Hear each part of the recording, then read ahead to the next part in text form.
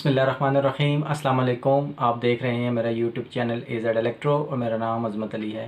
प्यारे दोस्तों, ceiling fan के अंदर आप कोई भी सीलिंग फ़ैन ले लें, उसके अंदर से वाइंडिंग की 3 तारें बाहर आती हैं। लेकिन कुछ ऐसे पंखे होते हैं जिस तरह के ये पड़ा हुआ है, इसके अंदर भी आप देख सकते हैं कि इसके अंदर 4 वायर्स हैं, यानी कि वाइंडिंग के अंदर से 4 वायर्स बाहर आ रही हैं और इसके अंदर से 3 वायर्स आ रही हैं। अगर बात की जाए सीलिंग फ़ैन के अंदर वाइंडिंग की, तो सीलिंग फ़ैन के अंदर 2 तरह की वाइंडिंग होती है। एक को हम कहते हैं स्टार्टिंग और एक को कहते हैं रनिंग। तो स्टार्टिंग और रनिंग की 2 तारें हम 2 कैपेसिटरों के सिरों पे लगा देंगे और कॉमन वायर को हम न्यूट्रल के साथ डायरेक्ट कनेक्ट कर देंगे। अब आप देख सकते हैं कि इसके अंदर जो हमारी 2 तारें हैं उनका कलर एक जैसा है और जो हमारी तीसरी तार है इसका कलर इन दोनों से मुख्तलिफ है। यानी कि हमारी जो 2 तारें कैपेसिटर के दोनों सिरों पर लगती हैं, ये इनका कलर एक जैसा होगा, लेकिन जो अंदर से तीसरी तार कॉमन आ रही है उसका कलर हमेशा मुख्तलिफ होगा।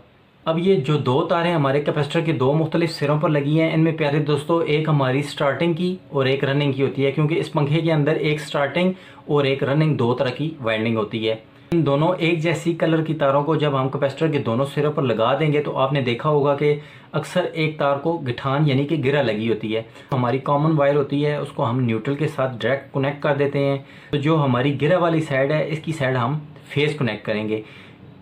जो मेन फेज़ है जब वो गिरा वाली साइड पे कनेक्ट करेंगे तो हमारा पंखा क्लॉकवाइज चलेगा, लेकिन यही फेज़ अगर हम यहाँ से उतार के इस साइड कनेक्ट कर देंगे तो आपका पंखा एंटी क्लॉक यानी कि उल्टा घूमना शुरू कर देगा।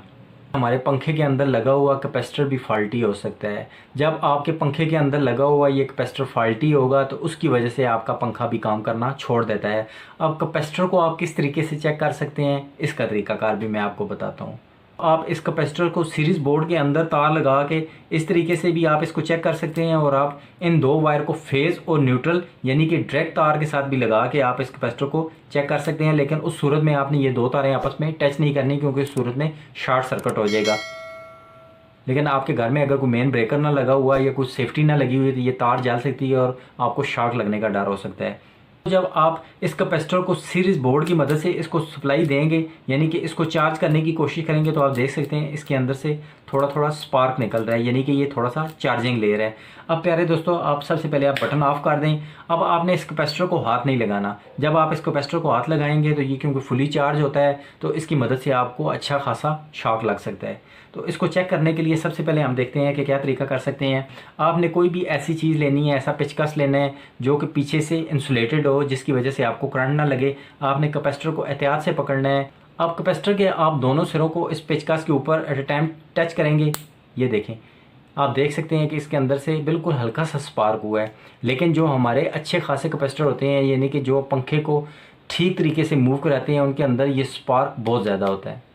अब इस कमज़ोर कैपेसिटर की वजह से आपका पंखे की स्पीड भी स्लो हो सकती है। लेकिन आपका ये अगर अंदर से ओपन होगा यानी कि फूल जाएगा कैपेसिटर, तो इसके ख़राब होने की वजह से ये आपका पंखा फॉल्टी हो सकता है। देख सकते हैं कि पंखे के अंदर से जिस तरह 3 तारें निकल रही हैं, कैपेसिटर के एक सिरे पर हमने एक और दूसरे सिरे पर दूसरी ब्लैक वायर को कनेक्ट कर दिया है। जो हमारी कॉमन है उसको हमने अलग से कर लिया है। इसी तरह गिठान वाली या गिरा वाला जो पॉइंट है उसके ऊपर हमने फेज़ को इन कर दिया है। अब हमारे पास एक फेज़ और एक न्यूट्रल की तार बच गई है। इसको हम फेज़ और न्यूट्रल के ज़रिए सप्लाई दे के देखते हैं कि हमारा पंखा चलता है कि नहीं। प्यारे दोस्तों, जिस तरह आप देख सकते हैं कि हमारी 220 की जो मेन सप्लाई की वायर है, एक को फेज़ के साथ और एक को न्यूट्रल के साथ हमने कनेक्ट कर दिया है। अब इसको ऑन करके देखते हैं।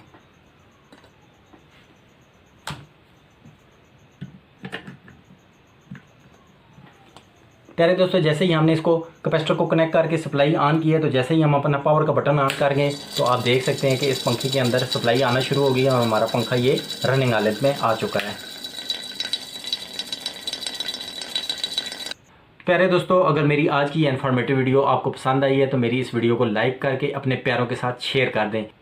और अगर आपने अभी तक मेरे इस चैनल को सब्सक्राइब नहीं किया तो मेरे इस चैनल को सब्सक्राइब कर दें, बेल आइकन को प्रेस कर दें ताकि मेरी इस तरह की आने वाली तमाम इन्फॉर्मेटिव वीडियो का नोटिफिकेशन आपको मिलता रहे।